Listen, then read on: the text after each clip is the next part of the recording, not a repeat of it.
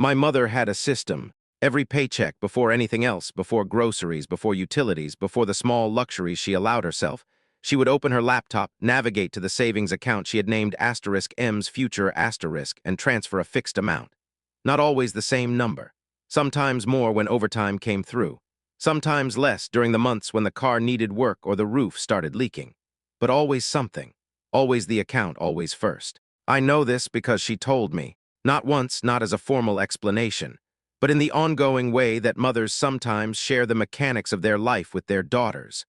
Conversationally, while doing other things, while driving or folding laundry or standing in the kitchen on a Saturday morning with coffee going cold. "I put a little in today," she'd say sometimes, and then she'd move on. She started the account when I was 4. I know this because there was a photograph before things happened to photographs of me sitting in her lap at the kitchen table, her finger pointing at the computer screen, both of us looking at something I was too young to understand. She told me later what it was.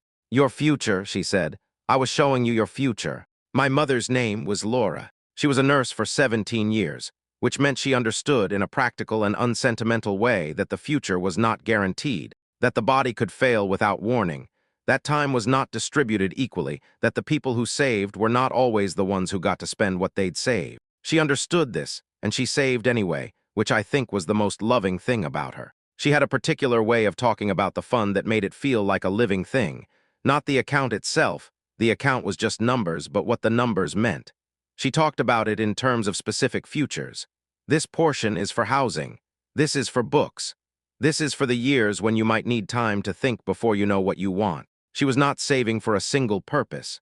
She was saving for flexibility, for the kind of freedom that her own life had not always contained. She worked extra shifts when she could, Saturday overtime, holiday coverage that other nurses didn't want. She did not complain about these shifts. She mentioned them sometimes in the same tone as the deposit updates, matter of fact, oriented toward the outcome rather than the cost. I was 11 when I understood what she was actually doing. We were in the car on the way home from a school event, late enough that the roads were quiet, and she had the radio on low. She said, unprompted, "You know what I think about when I take an extra shift?" "What?" "I think about you calling me from your university dorm, telling me about your classes, what you're studying, what you think about things." She kept her eyes on the road. "I think about what your voice sounds like then." I didn't know what to say. I was 11. "It sounds good," she said. "In my head it sounds really good." That was my mother. The future, always tended to carefully, always oriented toward me. She was diagnosed with cancer when I was 13. I don't need to give you the clinical details because they are not the point. The point is that she fought it for 14 months with the same practical, unsentimental thoroughness she applied to everything.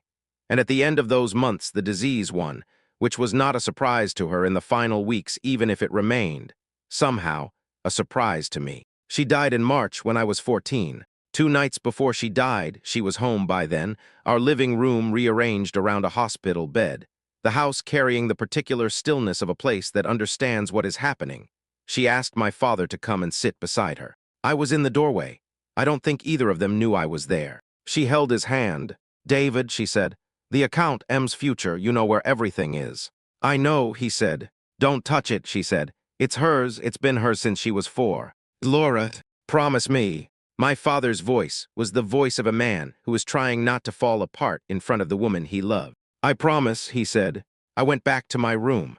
I lay on my bed and looked at the ceiling and listened to the house breathe around me. 2 nights later, she was gone. For several months after my mother's death, my father and I existed in the same house the way 2 objects can occupy the same space without interacting, present, parallel, largely silent. Grief, I have since learned, does not bring people together automatically. Sometimes it runs them into parallel tracks, and the distance between those tracks grows slowly, almost imperceptibly, until one day you look up and there is a great deal of space where closeness used to be. My father was not cruel in those months. He kept the house running. He made meals. He attended school events he had previously left to my mother, sitting in gymnasium bleachers with the particular expression of a man doing something that is harder than it appears. When I cried, he did not leave the room. He sat and endured the crying with me, which was a form of love, even if it was imperfect. "Nothing is going to change," he told me several months in. We were at the kitchen table, the same table where my mother had shown me the savings account, though I did not think about that then. "We're a team," You and me, whatever else happens, that doesn't change. He looked at me steadily when he said it. I believed him. I believed him the way a 14-year-old believes the last parent standing when that parent makes a direct promise, which is to say, completely, and with the particular desperation of someone who has recently learned that the people they love most can disappear, and who needs to believe that the remaining ones will not. I believed him for several years. I was almost entirely wrong. He introduced Karen at dinner, a Saturday in March, almost exactly a year after my mother died. I remember the date not because it registered as significant at the time, but because I realized it later and the coincidence of it.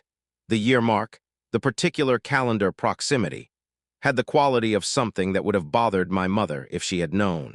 Karen was attractive and measured and careful in the way of someone who understood she was being evaluated and had prepared for the evaluation. She said the right things.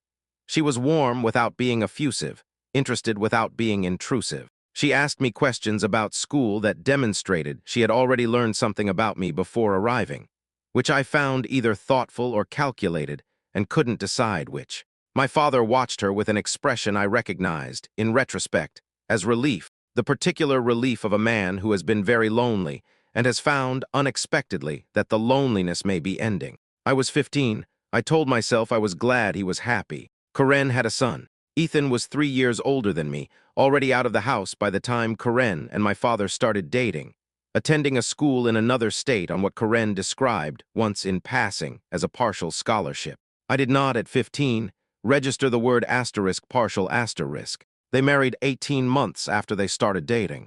I was a bridesmaid because Karen asked, and I didn't know how to say no in a way that wouldn't have required explaining things I didn't yet have language for. The wedding was held in a venue my father chose because Karen liked it.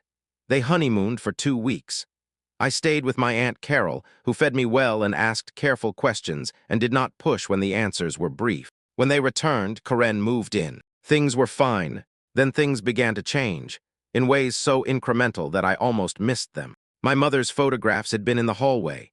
8 of them, some framed, some that she had stuck to the wall in that informal way of a person who liked having images around without making a formal project of it. Within 3 weeks of Karen moving in, the hallway was redecorated. The photographs were not thrown away. My father would never have permitted that, but they were consolidated. A single frame went to the living room.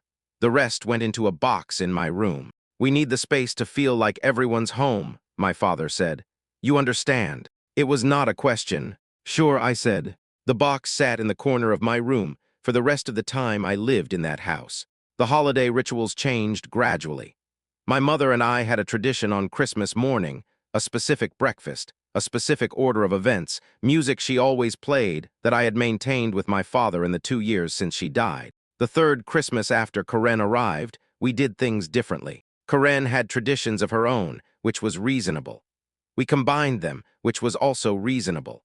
What remained of my mother's rituals in the combination was minimal enough that I noticed its absence without feeling entitled to say so. Just this once, my father said, in early December of that year when I mentioned the breakfast tradition. We'll figure out something that works for everyone. We did not return to it the following year. The bedroom arrangement shifted when Ethan came home for summers. He needed space, and space was finite, and I was the one with the spare room. Could I consolidate? Just for the summer months, just this once. I moved my things to smaller shelving. The smaller shelving was still smaller 2 years later. What I want to convey is not that each of these changes was devastating in isolation. Some of them were reasonable. Blended families require negotiation. I understood this even then. What I want to convey is the cumulative direction of the adjustments, the consistent vector, always the same, always pointing the same way. Everything that changed away from me and toward them, and every time I registered discomfort, I received one of several phrases. Just this once, we're all family now. Your mother would want us all to get along. That last one was the one that required the most discipline, not to respond to badly. My acceptance letter arrived in April. I had worked for it the way I worked for everything in those years, methodically, without drawing attention to the effort, without expecting anyone to notice what it cost. I had chosen the program carefully, applied to a range of schools, and spent the better part of my senior year operating on the private assumption that the college fund, which my mother had spent 10 years building and my father had promised to preserve, would be there when I needed it. I told my father over dinner. He looked up from his plate. Something moved across his face that I didn't immediately read, not happiness exactly, which should have been the response, but something more complicated, something that looked, in retrospect, like the expression of a man who has been dreading a specific conversation and has just received its opening. That's wonderful, Karen said. Congratulations, Emily. We should talk about the financials, I said.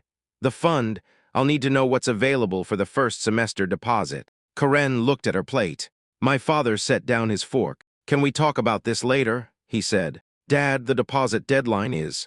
Later, he said, quietly but in the way that closed the subject. We talked later. Or rather, I talked, and he became progressively less able to meet my eyes while Karen sat at the kitchen table in the posture of someone who has positioned themselves as a neutral party and is not neutral at all. He said there had been some changes to the account.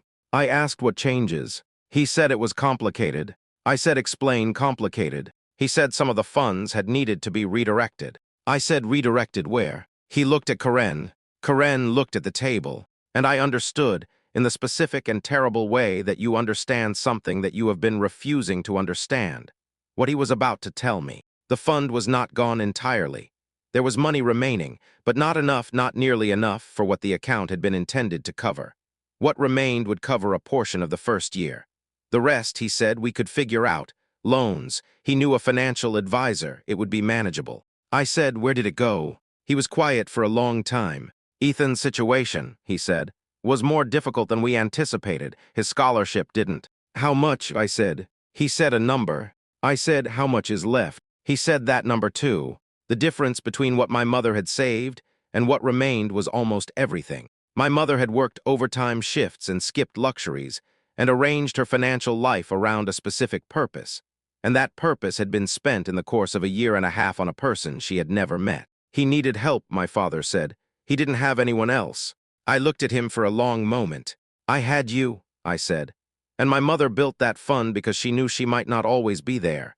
She built it so you would have something to take care of me with. Emily, she made you promise.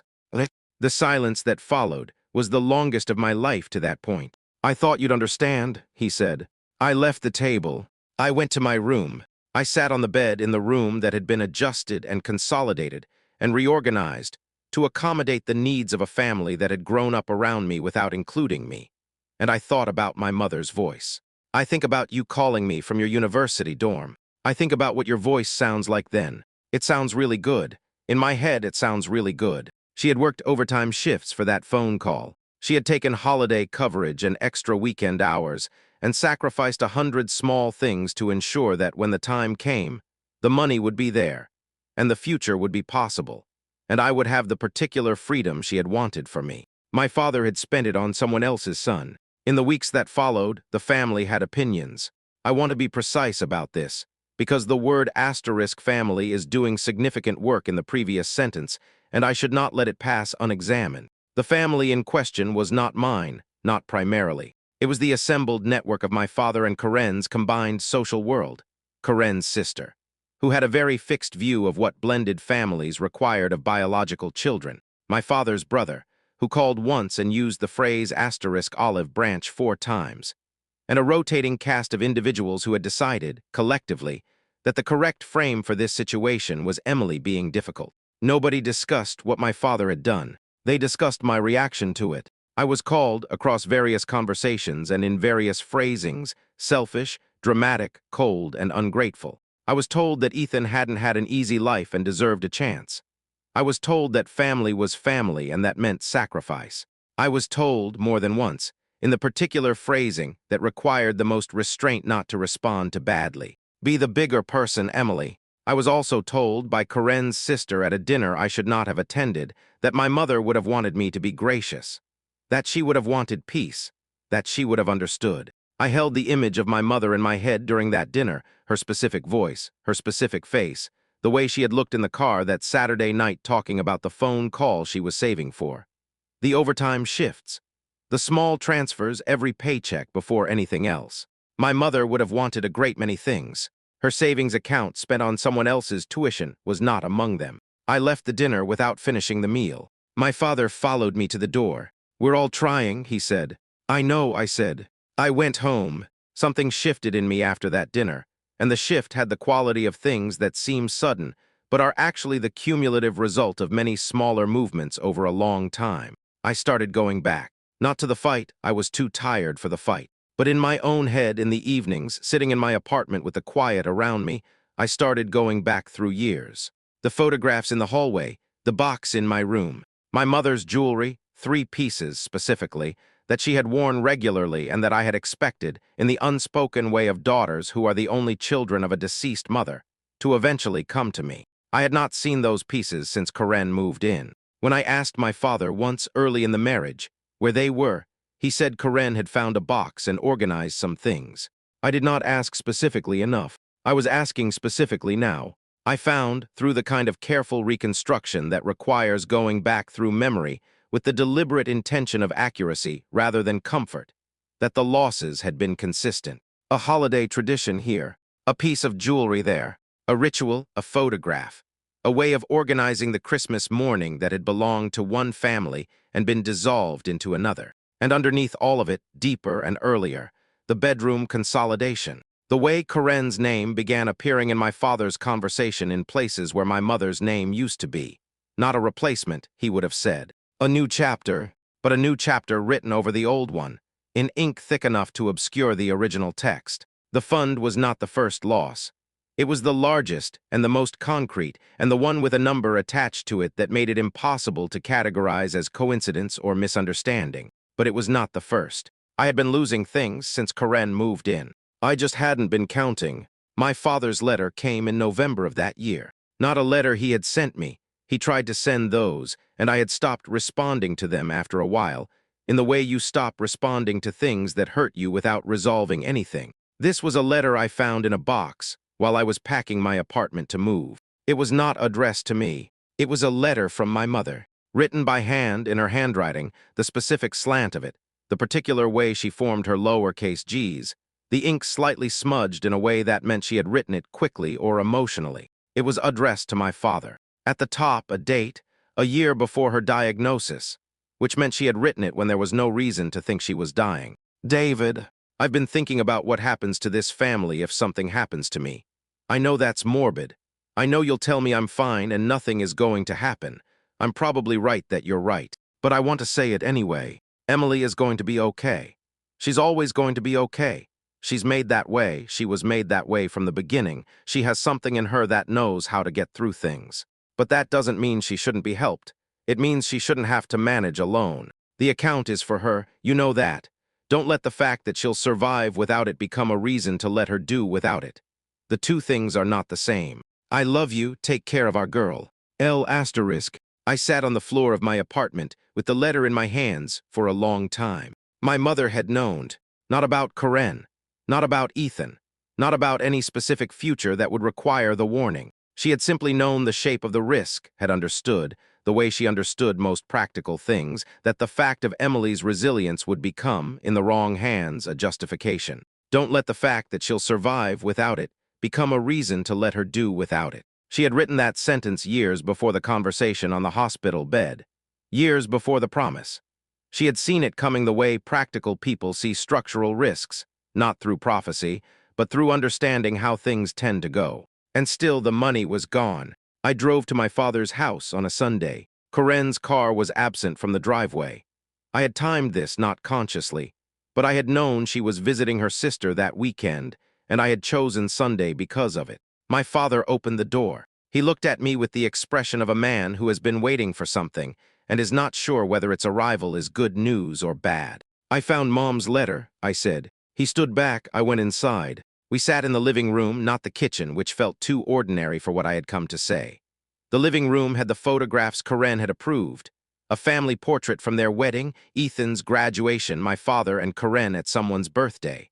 There was one photograph of my mother on the shelf beside the window. One. I put the letter on the coffee table between us. He looked at it. I watched his face do something I hadn't seen before, a movement that traveled through several expressions without landing cleanly on any of them. She wrote this before she was sick, I said. I know, he said quietly. She knew you might do this. Emily, she knew, she wrote it down. She said don't let the fact that she'll survive become a reason, those exact words.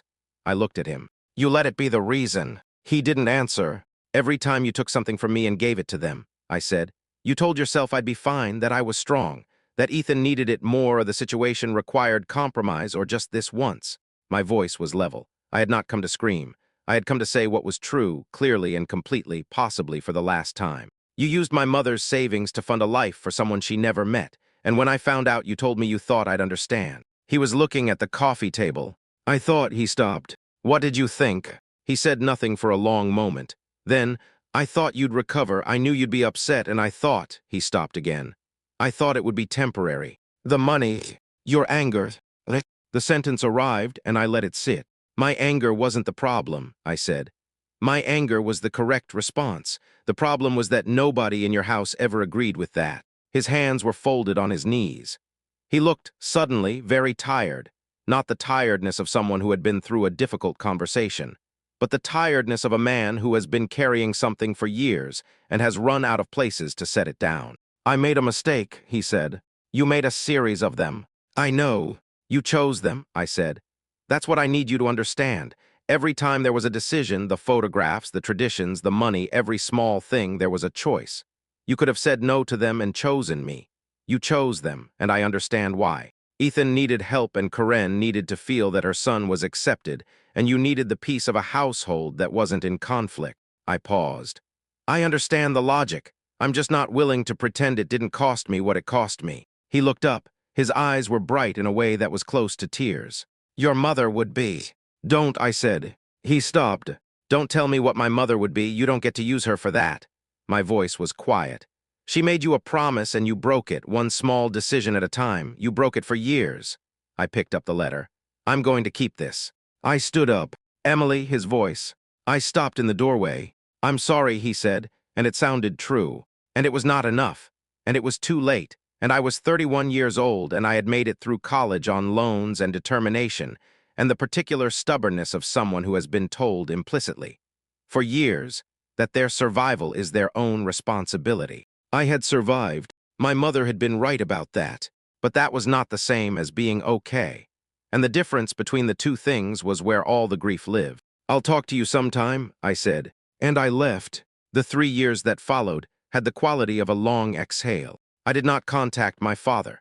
He contacted me, letters, initially, then occasional brief emails that I opened and read and did not respond to. The emails had a tone that evolved over time. Early ones explanatory, then apologetic, then simply brief. The last one I read before I started leaving them unread said only, "Thinking of you, hope you're well." I was well. That was the thing I had not expected, or perhaps had expected intellectually without believing emotionally. I was well. The life I built in those 3 years was built without the background noise of a family in which I was perpetually the last consideration, and the absence of that noise turned out to be audible in ways I couldn't have predicted. I moved to a city I had chosen for my career, not for proximity. I worked long hours in the early years at an architecture firm that valued precision and creativity in equal measure. And I was good at the work in the way that people are good at things they chose, freely rather than being trained into. I was promoted in the 2nd year. I made friends who had no relationship to my history. This sounds simple. It was not simple. After 30 years of having relationships that were shaped entirely by role, family fixer, responsible daughter, the one who manages, the experience of being known outside that frame required a period of adjustment. I did not know at first how to be a person in relation to other people without offering them something. I had to learn to exist in company without producing. I went to therapy. I talked about my mother in a way I had not been permitted to in my father's house, where grief had been inconvenient and then replaced. I talked about the specific weight of losing a parent and then watching the space they'd occupied be filled with someone else's comfort. I talked about the college fund, and underneath the college fund, the thing that had always been true. I had lost my mother at 14. And then, more slowly and without the decency of a clear ending, I had lost my father too. The letter arrived on a Thursday in October. Handwritten, my father's handwriting. Forwarded through my Aunt Carol because he did not have my current address, which told me something about the effort the letter had required. I held it for a day before opening it. Emily, I've been writing this for a long time, probably 2 years if I'm honest. I have a folder on my computer with 14 attempts. This is the handwritten version, which I'm told is harder to ignore. I'm not going to tell you things changed. They didn't change fast enough, and I won't insult you with a timeline that makes me look better than I was. Karen and I separated 8 months ago. This isn't why I'm writing. I'm not writing because my life became difficult and I need something from you. I want to say that clearly first. I'm writing because I found the letter. Your mother's letter. I had kept it. I know you took it, but I had kept a copy because I couldn't throw it away, and I have been reading it for 3 years. I have been reading one line in particular. Don't let the fact that she'll survive without it become a reason to let her do without it. She wrote that for me. She wrote it because she knew how I was made, that I would find the path of least resistance and call it a decision. She knew that if she named the risk, I might at least have to consciously choose to ignore it. I chose to ignore it anyway. I don't have a justification for that. I've tried on several. None of them hold. What I have is the truth, which is that I was afraid of conflict and I loved Karen and I told myself you would be fine. And you were fine. And I have spent 3 years understanding that your being fine is not something I get credit for. You were fine in spite of me, not because of me. Your mother would be heartbroken. I know you told me not to say that, but I think you know it's true. She built something for you and I let it be taken apart piece by piece, and I did not stop it. I don't know if you want contact. I'm not asking for anything. I just needed you to know that I understand what I did, not a version of it that makes me look understandable. The actual thing. I'm sorry, Emily. Your father. I read the letter twice. Then I set it on the kitchen table and made tea and stood at the window and let the afternoon light come in the way it does in October. Low and warm and specific in the way of a season that knows its ending. I thought about forgiveness, which is a complicated concept that gets simplified by people who haven't had to actually practice it. Forgiveness, I had come to understand, was not the same as the restoration of the relationship that existed before the harm. It was not a return. It was something smaller and more internal, a decision to stop carrying the weight of someone else's choices alongside your own. I was not sure I was there yet. I was not sure I would be, but I went the following weekend to the cemetery where my mother was buried. A quiet place, organized around a central oak that lost its leaves in October, and made the light through the branches different in autumn than at any other time of year. I brought flowers, the kind she had liked, which I still remembered. I brought something else. It was a letter, not my father's letter, and not my mother's.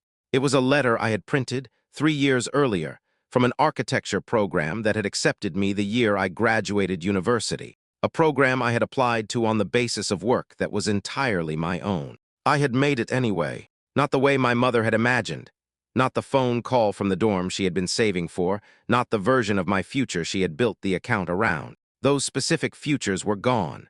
But futures are not singular, and the woman who had worked overtime shifts to fund her daughter's flexibility had understood that better than anyone. I had made a future.